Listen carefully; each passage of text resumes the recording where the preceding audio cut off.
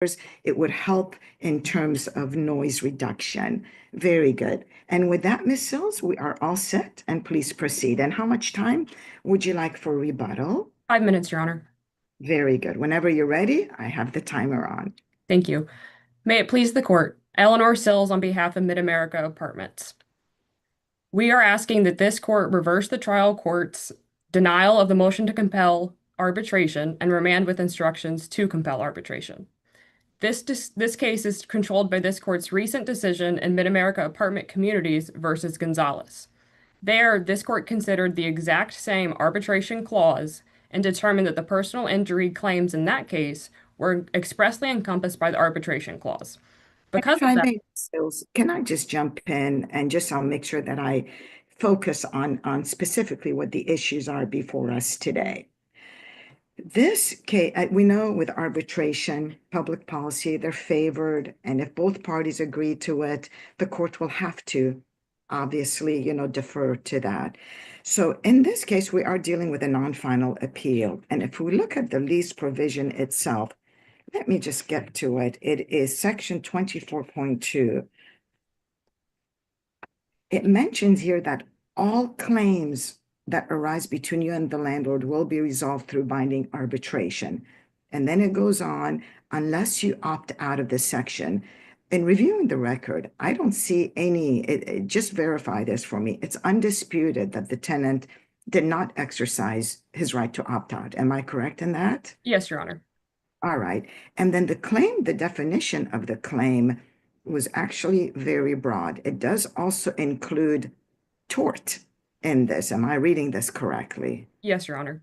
Okay. And then briefly for the facts, and I want to make sure that I understand the facts. The way the facts are, what is being alleged is that in this case, the tenant rented an apartment and a boat slip from the landlord.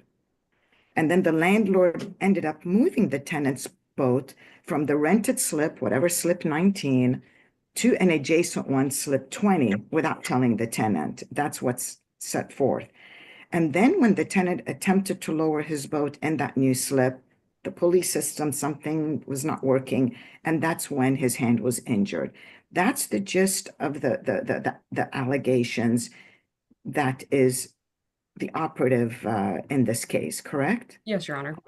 Okay, and we just want to make sure I understood the facts. I'm going to make sure that the arbitration clause seems very, very broad to me. And with that, I'm trying to understand what was the court's conclusion of denial arbitration? Did the court have before this specific arbitration clause, this broad clause? Just trying to understand the specific reasoning why. Sure, Your Honor. And yes, this arbitration clause was presented to the trial court and the plain language analysis was raised, but the trial court ruled that there had to be a significant relationship or a nexus to the arbitration clause. And in Gonzalez, this court actually said that this arbitration clause, because it expressly included the claims at issue in that case, and we believe that in this case as well, the significant relationship test would not apply. And even so, I mean, right now, look at the broad language of the action. I mean, it's very specific. That's why I zeroed in on that. It does include tort claim. It does include all claims, and it's all claims. It did carve out a few things of eviction, small claims, but we're not dealing with those matters here. And so even with the significant relationship, assume that there's an issue with the arbitration. How about the significant relationship under the facts of at least what's alleged in here? Sure, Your Honor. And so within the complaint, there are things alleged that the tenant was an invitee, that there was a failure to warn clientele, that there was a duty owed to tenants and things like that. And that's on page 11 of the appendix.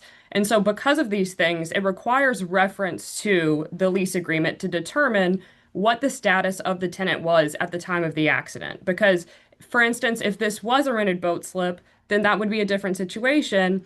But you have to look at the lease agreement to determine whether the tenant changed his status on the property to determine what duties are owed. And because the tenant alleged these things in the complaint, it requires reference to it. And in fact, the complaint itself even references the lease agreement.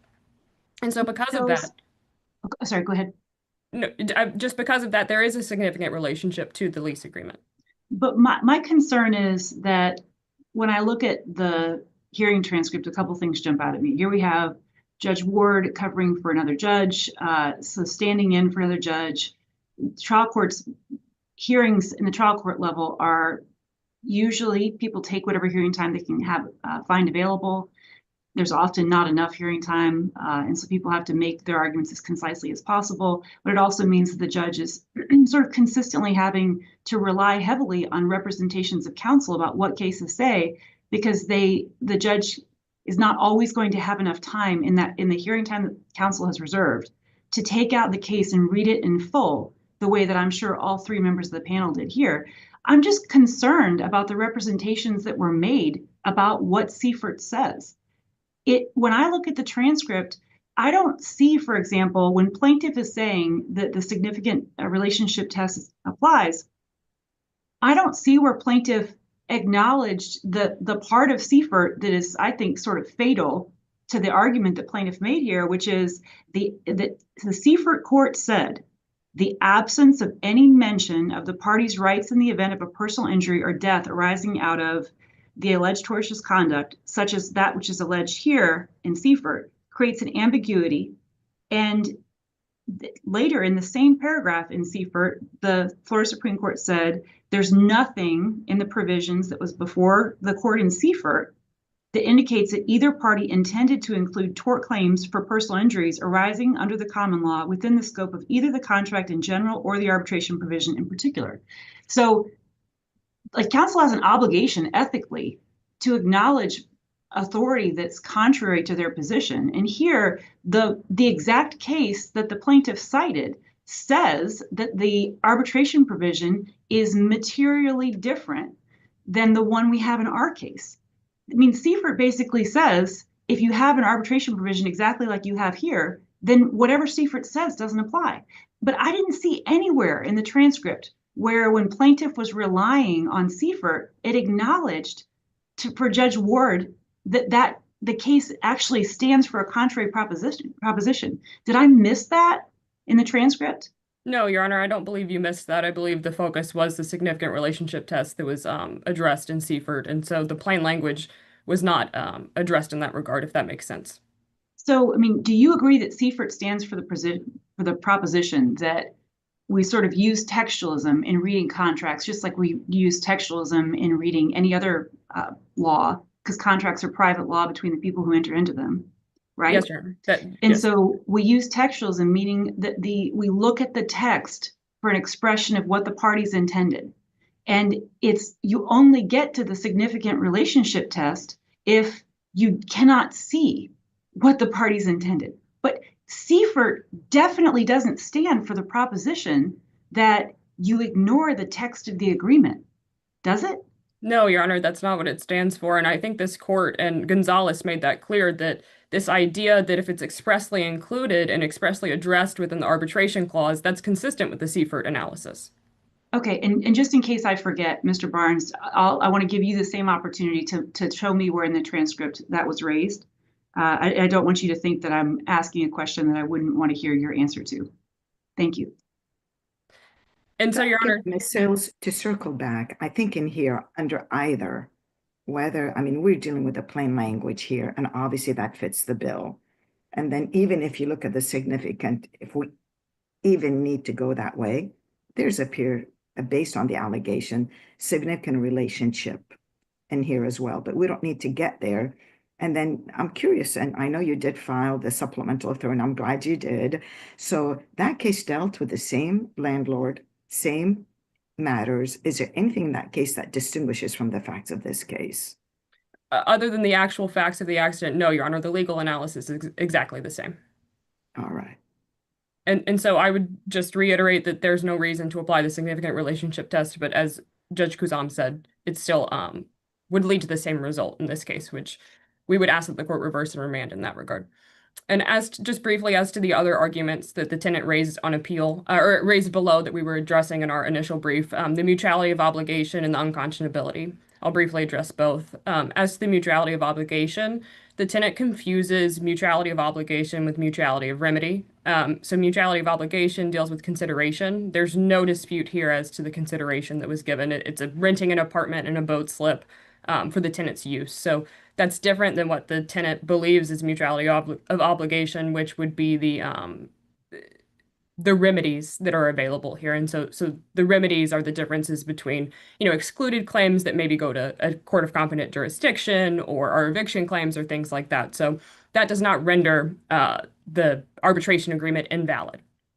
And as to unconscionability, it was the tenant's burden to prove that. A party raising an unconscionability argument is required to prove that. And the only evidence that was offered in this case was an affidavit from the tenant stating that he only had a high school education. But that does not satisfy the unconscionability argument. And in any event, the tenant had to prove both procedural and substantive unconscionability. And we briefly addressed this already, but the 30-day opt-out provision gave the tenant a meaningful choice to opt out of arbitration. And this court has held that a meaningful choice is the central, the heart of this analysis. And because that exists here, there's no need for the court to find that it's unconscionable because the tenant could have simply mailed a letter to the particular address that's listed in the lease agreement and opted out of the arbitration clause, but he elected not to do that. And so even this court has held that a 15-day opt-out provision does not does not cause an procedural unconscionability argument. And so because procedural unconscionability has not been proven, substantive unconscionability would not change the analysis in this regard because both have to be established. And so because it's not unconscionable, because the plain language analysis applies and it is expressly included, or in the alternative, even if this court does believe that the significant relationship test could apply or should apply, the claims in the complaint are sufficiently related to the arbitration clause so as to encompass it. And so we would respectfully ask that this court reverse and remand. Thank you. I'll save the rest of my time for rebuttal. Thank you, Ms. Sills. You do have 5 minutes for rebuttal. Mr. Barnes, give me 1 second. Let me redo my clock. It's right here. All right, Mr. Barnes, whenever you're ready, please proceed. And I believe Judge Moe had that question for you. Sure. Good morning, Your Honors. It's great to see everybody. Thank you for your time and attention. Again, I'm Stephen Barnes. I represent the Appellee, Joshua Traz. I would like to address Judge Moe's comment and question. First of all, I have a high degree of confidence Mr. Reith fulfilled all his ethical obligations to the court and was accurate in his argument of Seifert. If we go to Seifert, where it talks about the factual allegations of the complaint. Well, Mr. Barnes, where do you get that high degree of confidence? Is there something in the transcript that you can point us to from that hearing that would show that your colleague drew Judge Ward's attention to the part of Seifert that seems to be directly on point and goes against the argument he made or she made? Yeah, my argument, Judge, is respectfully, I disagree with your interpretation of Seifert. I do not think, and I do not believe, that the opinion requires a strict construction of plain language and completely jettisons any analysis of significant relationship and contractual nexus. If we go to that part of the opinion that talks about the factual allegations, the first 2 words in that paragraph are importantly to, T-O-O, meaning also. Doesn't say it's a condition precedent, doesn't say you have to make that finding. Which part are you referring to in the Seifert opinion? I am referring to page 641, the paragraph that begins, importantly to, the factual allegations in the complaint do not rely on the contract between the Seiferts and U.S. Home. And it goes on to talk about all the factual allegations that Your Honor pointed out. What is important in the opinion? That's important because that is also something for the court to consider. Okay. But at the beginning of its analysis. I just want to circle back. I think the answer is you don't see anything in the transcript either where the lawyer from your law firm who covered this hearing with Judge Ward directed Judge Ward's attention to the part of the case that went, that cut against the argument that you made. I don't believe that's in the transcript because I don't believe there was an obligation because I don't believe it cuts against our argument. I don't believe we're obligated to bring things up to a court if we don't believe it's contrary to our position. And as I'm trying to explain, if we go to the So beginning, you don't think, for example, that the ethical rules require acknowledgement of contrary authority and then explain how it's distinguishable? I did not say that. If we believe something is contrary and distinguishable, then we bring it up. If we do not believe it is contrary, we don't need to distinguish it. We believe this supports our argument.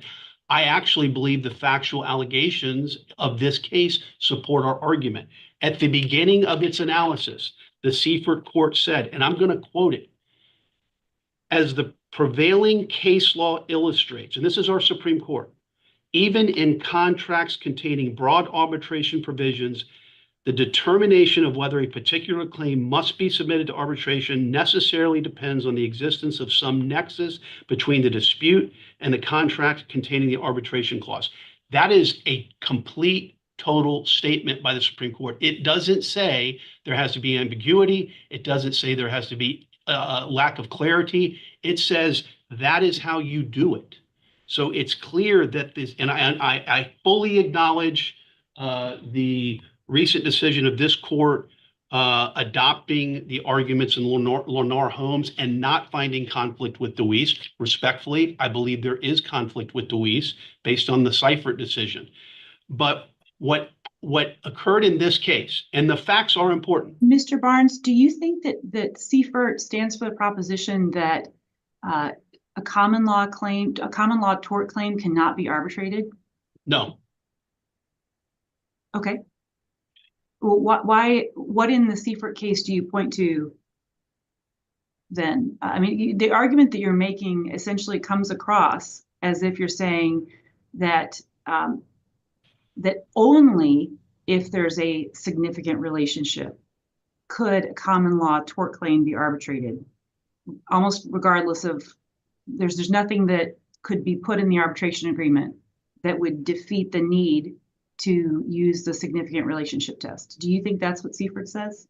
I do not. And that's, if that was communicated to the court, I miscommunicated to you. That's not what I intended to express. What I intended to express is that the Seifert court makes clear that if you're going to make a determination whether there's an arbitrable issue in the contract, the allegations, the complaint has to bear a significant relationship or contractual nexus to the actual contract. Regardless of what the text of the parties, like, in other words, nothing the parties put in their agreement can defeat the requirement that the allegations of the complaint must fit into what you're saying. That is not what I'm saying, because if the parties contract and put terms in that defeat that, then there's a nexus. If they put express language in and they actually include it in the contract, there's a nexus. And so the what language do you think they should have included other than what is in this arbitration provision that says, first, that all claims that arise between you and the landlord will be resolved through the binding arbitration in accordance with the FAA and the rules, and then defining claim to include any claim, including those arising in tort, whether now existing or arising in the future. What else should they have said in that arbitration provision that would have captured this claim? They should have included the carved out boat slip that was part of the lease that they collected $200 in additional rent for, that's defined in the lease.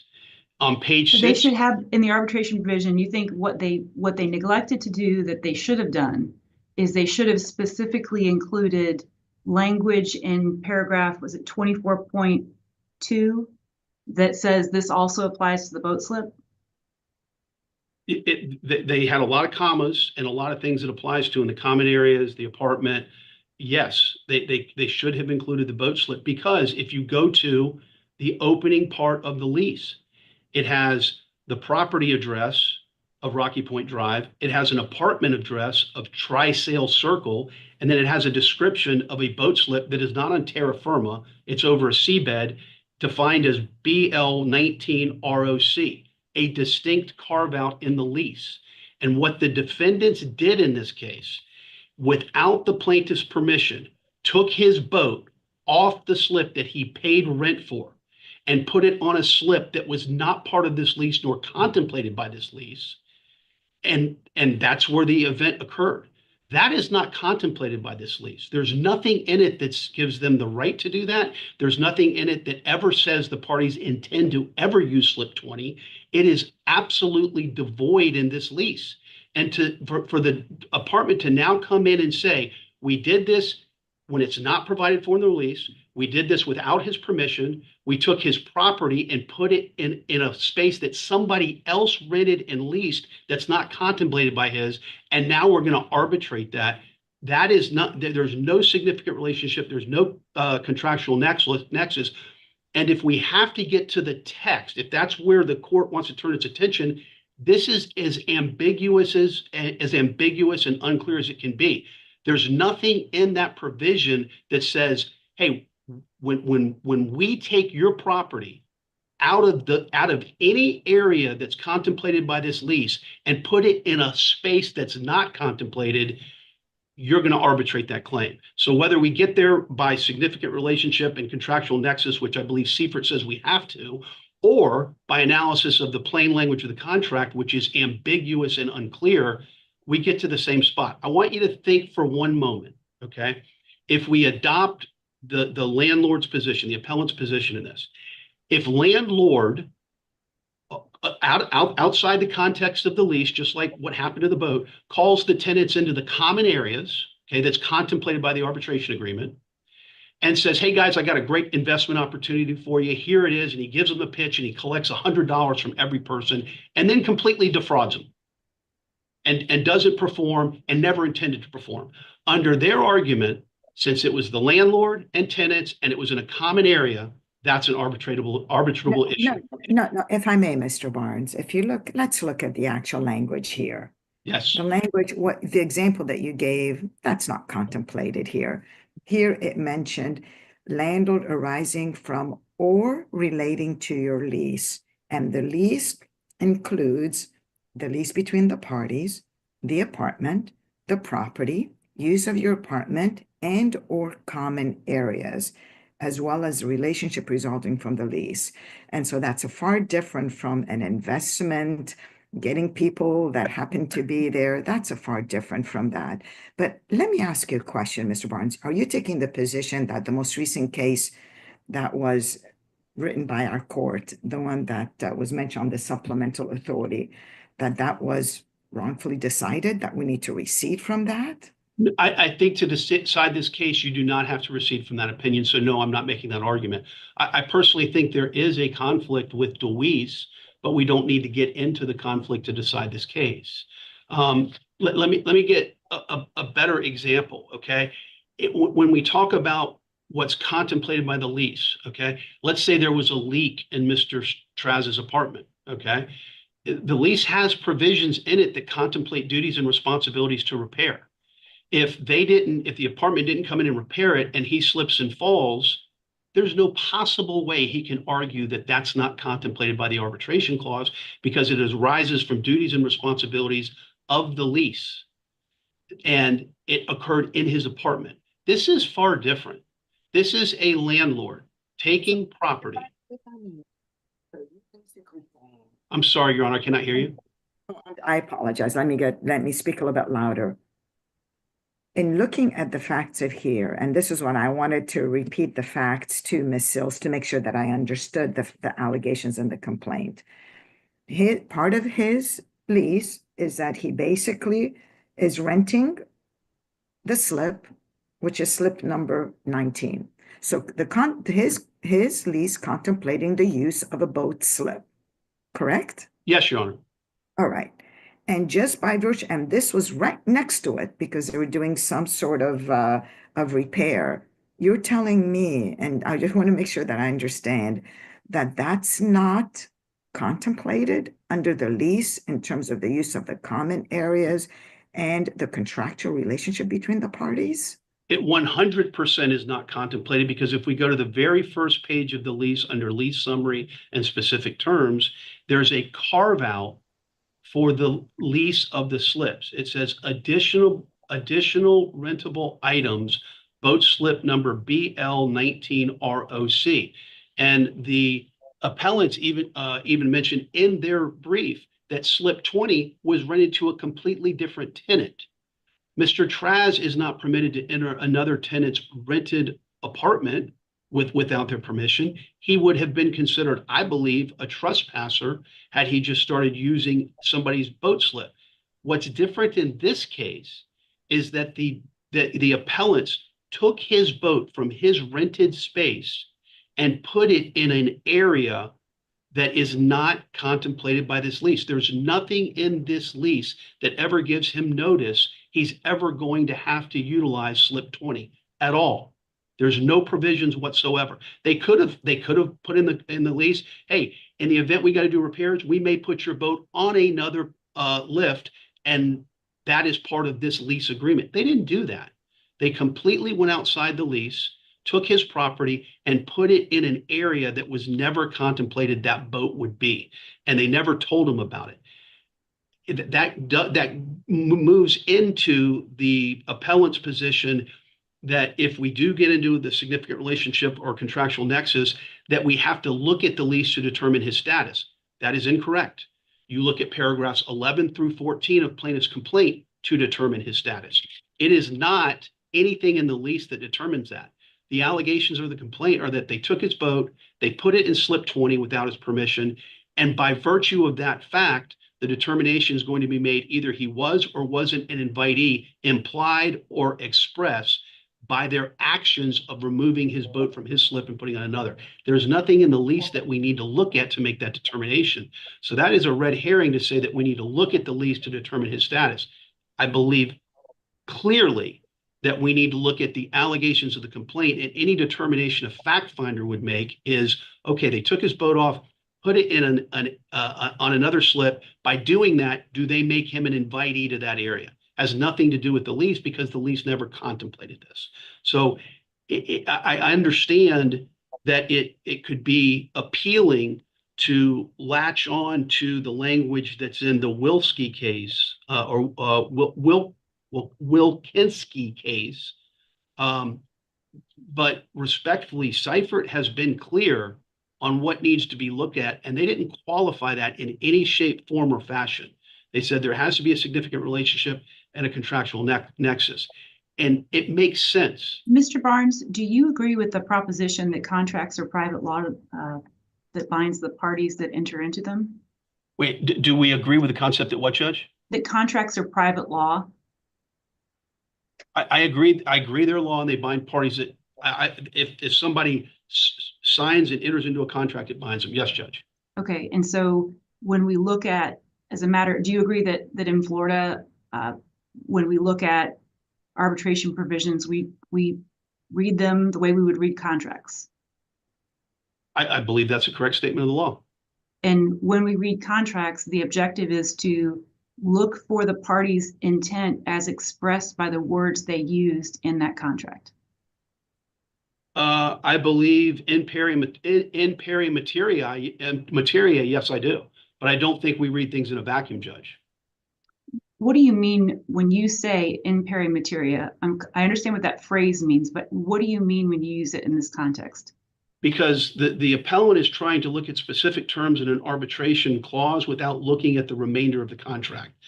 The contract clearly defines the Rocky Point address as a property address. It gives a different address for the apartment, and then it gives a different description of the boat lift, and it carves the boat lift out as a separate rentable unit. That's what is missing from that clause. If the parties are going to carve all of this out in a lease, and then one of them wants to say, hey, if there's a dispute, you got to go to arbitration, and then expressly leave out the lease provision regarding the boat slip, I believe that that would fail just by the language of the arbitration clause. So I think you're saying is that you agree that contracts are private law. You agree that in Florida, we look at contracts with the objective of determining the party's intent as expressed by the words they used when they entered into the contract. That ultimately, it sounds like you're arguing that, just as a matter of textualism, you don't look at something in isolation. You look at the total, we look at things in context. is what you're arguing, right? The context of, we look at contract language in the context of the total contract is what you're saying, right? Agreed? Okay. And would you agree that one of the challenges of any contract dispute is that when you are dealing with a breach of contract action or an arbitration action, one of the challenges that's always faced by lawyers is that when you look at case law, it matters whether a case is going to be on all fours and distinguishable is going to turn, in a sense, on what the language was that was before that court. Would you agree with that proposition? When you say the language was, the language of what? Okay, can I interrupt right now? Mr. Barnes, you have 2 minutes left. I just want to give you a fair warning, and then, of course, you may respond to Judge Mo's question. Thank you. Go ahead, Mr. Barnes. I can respond to you if I just needed to know when you said the language of what?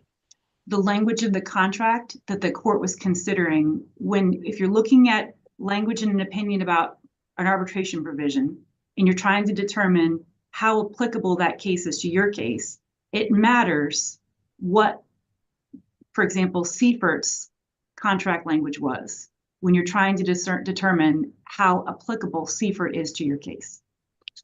Yeah, I believe, yes, Judge. I believe the contract language of the lease between these parties matters in total, everything that's in it.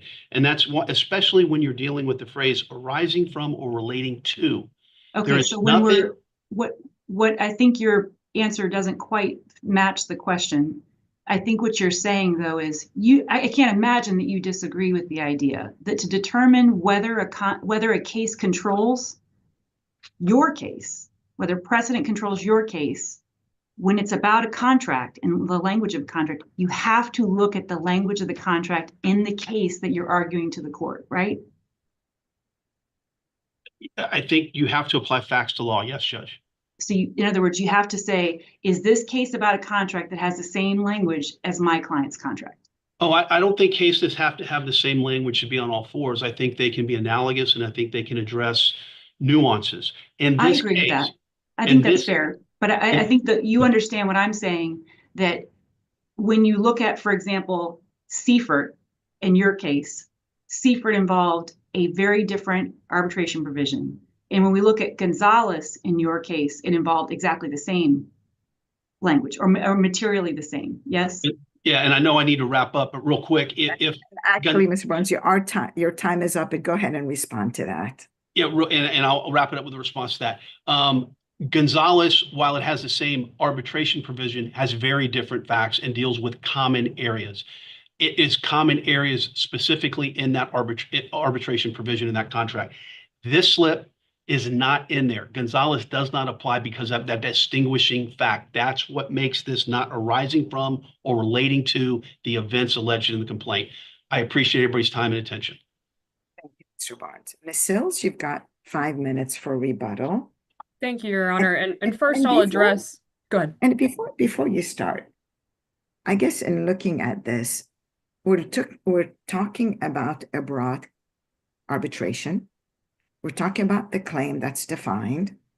We're talking about, it says any claim arising from the lease. Even if they moved it, it arises from the lease and relates to it. Am I missing something, Ms. Sills? No, Your Honor, you're not missing anything. That's correct. Okay, go ahead. I would also point out to the court that while the factual allegations in the complaint are taken as true, the legal conclusions are not. And so the allegation that the tenant was an invitee or a lessee or what have you do not have to be taken as true.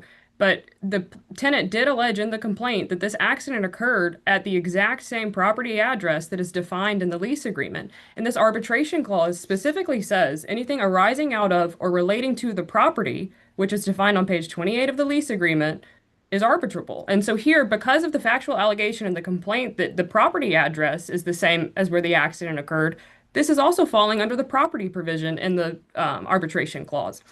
And just briefly to address the argument that somehow the tenant's status changed because his boat was moved to a different slip, well, of course that requires reference to the lease. One, because we have to figure out what slip was his.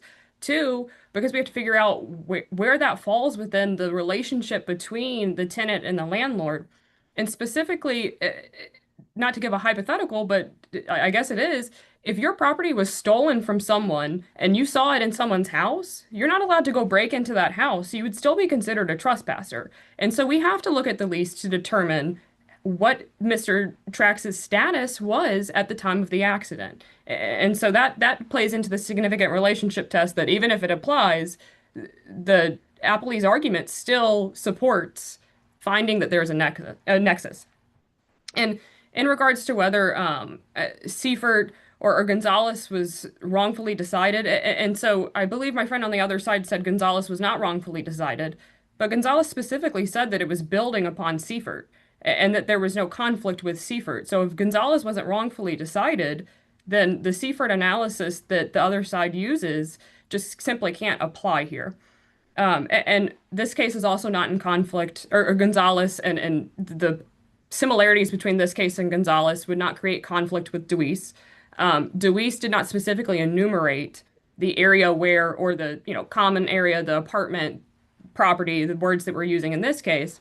That was not enumerated in that agreement, and that's why Lennar Homes also distinguished Deweese. And Lennar Homes is actually pretty close to this case because if you just substitute the word community that was at issue in that case with property, you have essentially the same facts here. And so there's no conflict. And this court, again, has decided this issue in Gonzalez, and we would respectfully submit that this court should continue to follow that analysis. Very good. Thank you both. Thank you. Really well argued on both sides. you. Thank you both. At this Thank you, point, Your Honors. Appreciate the lively discussion. Oh, absolutely. Thank you both. I'm going to ask you at this time to please leave in order for me to call the next case on.